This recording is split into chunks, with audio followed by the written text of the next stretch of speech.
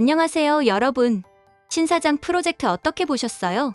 역시나 신 사장은 통쾌하게 전세 사기범들을 잡았어요. 사실 경찰이 잡아도 그것들이 돈을 토해내지 않으면 아무 소용이 없잖아요.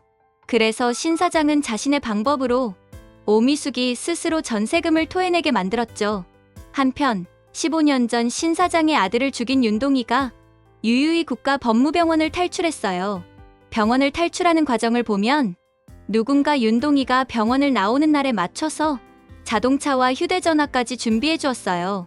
심지어 최 형사가 재수사를 요청하자 경찰청장은 길길이 날뛰며 무슨 배우가 있냐며 재수사를 하락하지 않았죠.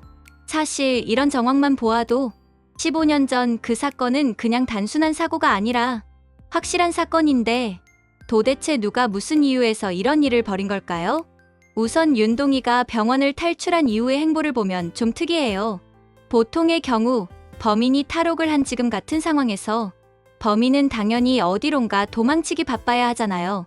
하지만 윤동이는 마치 자신은 약속한 대가를 다 치렀다는 듯 여유롭게 자신이 살던 집에 가서 한참을 있다가 이제는 운영을 하지 않는 어린이 집으로 향했어요. 그리고 그곳에는 윤동이와 같은 이름의 어린아이가 그림이 걸려 있었죠. 뿐만 아니라 윤동이는 누군가로부터 어떤 여자의 사진을 받았어요. 리뷰 언니도 처음에는 병원을 나오자마자 바로 청부살인을 시작하는 건가? 라고 생각했는데 그보다는 어쩌면 15년 동안 연락이 끊어진 자신의 아내와 아들을 찾고 있는 게 아닐까요? 설마 자기도 자식이 있으면서 신 사장에게 그런 짓을 한 걸까요? 그럼 정말 인간도 아니에요. 그런데 신 사장은 김프로에게 윤동이가 한 짓에 대해서 윤동이가 누군가에게 거액의 돈을 받고 뒤처리를 했다고 말했어요. 이 말은 다르게 표현하면 진짜 범인이 앞에 어떤 사건을 덮기 위해 윤동이에게 일을 지시했다는 의미잖아요. 사실 신 사장은 이 사건 때문에 인생이 멈춰버렸어요. 그렇다면 설마 윤동이가 의뢰를 받은 뒤처리라는 게 신 사장의 시간을 멈추라는 거였던 걸까요? 설마 그래서 약속된 15년이 지나자 윤동이가 당당하게 병원을 나왔나 봐요. 그렇다면 진짜 범인은 왜 신 사장의 시간을 멈추고 싶었던 걸까요? 진짜 배우를 알려면 아무래도 15년 전 사건을 다시 생각해봐야 할 것 같아요. 당시 주마담의 딸을 납치한 납치범은 자신도 발신자 표시 제한의 전화기를 든 채 벌벌 떨면서 김용우가 훔친 물건을 가져오라며 소리를 지를 뿐이었죠. 한마디로 그 범인도 누군가의 협박을 받고 있던 거예요. 그리고 아이러니하게도 현재 김용우도 자신이 훔친 그 물건을 찾고 있어요. 그런데 김용우의 행색을 보면 그도 누군가에게 쫓기고 있어 보이죠? 물론 현재 김용우가 그토록 애타게 찾는 물건은 딸이 가지고 있는 인형 안에 있죠. 그렇다면 도대체 그 물건에는 무슨 내용이 있길래 15년 전부터 지금까지 이렇게 요란하게 찾고 있는 걸까요?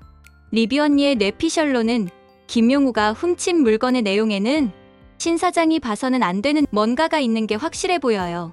뿐만 아니라 그날 신 사장의 아들에게 일어난 사고와 주마담의 딸에게 일어난 사고가 동시에 일어난 게 결코 우연이 아니라 누군가의 치밀한 계획으로 보이죠? 그러니까 범인은 신 사장이 그 물건에 대해서 알게 될까봐 신 사장의 발을 묶어두려고 동시에 신 사장의 아들을 해친 거죠. 하지만 세상에 영원한 비밀은 없잖아요. 윤동이가 탈출을 하면서 윤동이의 뒤를 쫓기 시작한 신 사장은 분명 15년 전 김용우가 훔쳐간 물건의 정체를 알게 될 거고 그 안에 숨겨진 엄청난 비밀을 알게 되지 않을까요? 도대체 그 안에 무슨 내용이 있길래 신 사장의 인생을 이렇게까지 망가뜨려버린 걸까요? 물론 신 사장은 최 형사에게 자신은 자기 아들을 죽인 놈에게만 관심이 있지 이 사건의 배우에 대해서는 관심이 없다고 선을 그었지만 그게 가능할까요? 사실 신 사장도 윤동이가 무슨 목적으로 그런 짓을 벌였는지가 너무 궁금했잖아요. 과연 신 사장은 돈을 쫓아서 윤동이를 만날 수 있을까요? 여러분의 생각은 어떠세요? 저는 곧 다음 영상으로 찾아올게요. 구독, 좋아요, 알림 설정해주시면 안 될까요?